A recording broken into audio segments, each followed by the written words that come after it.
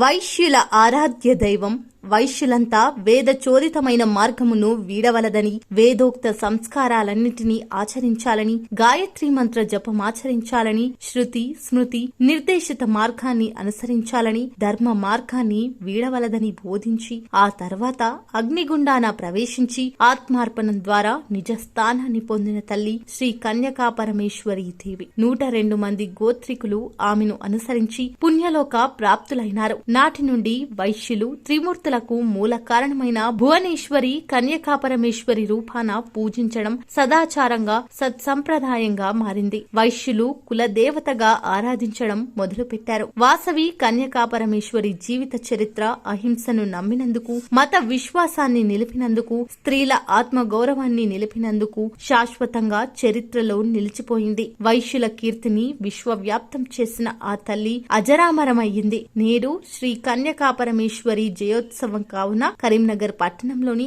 అశోకనగర్ యందు శ్రీ కన్యకాపరమేశ్వరి జయంతోత్సవ వేడుకను వైభవంగా నిర్వహించడానికి ఆలయ అభివృద్ధి కమిటీ సభ్యులు ఏర్పాట్లు పూర్తి చేశారు. కరీంనగర్ పట్టణ ఆర్యవైశ్య సోదర సోదరిమణులందరికీ నమస్కారం.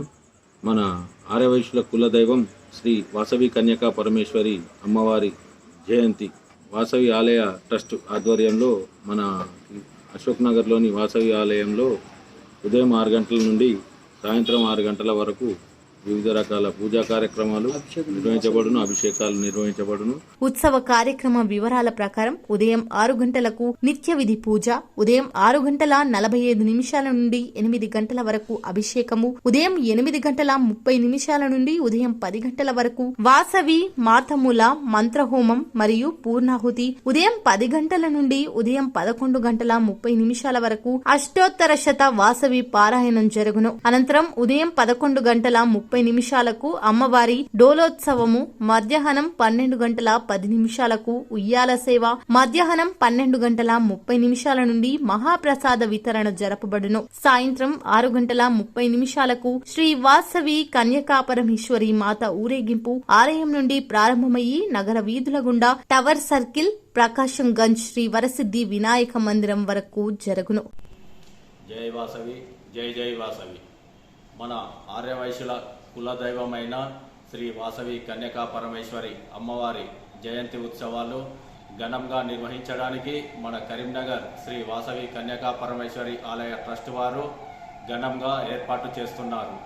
దీనిలో భాగంగా ఉదయం 6 గంటల నుండి సాయంత్రం 8 గంటల వరకు పూజా కార్యక్రమాలు కలవు.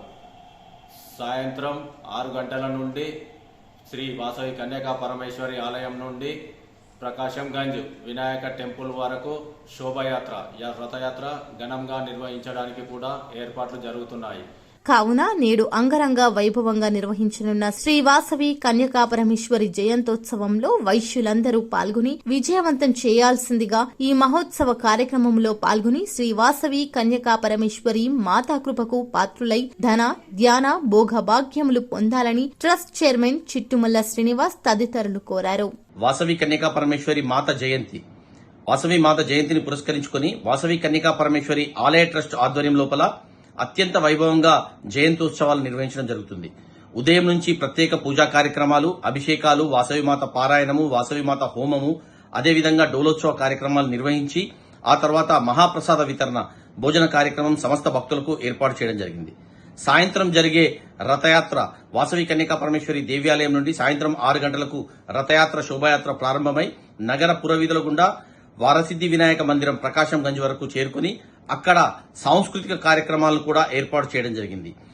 ఆ తర్వాత ప్రకాశం గంజ్ వరసిద్ధి వినాయక మందిరం యందు ప్రకాశం గంజ్ లోపల అల్పాహార కార్యక్రమాన్ని ఏర్పాటు చేయడం జరిగింది.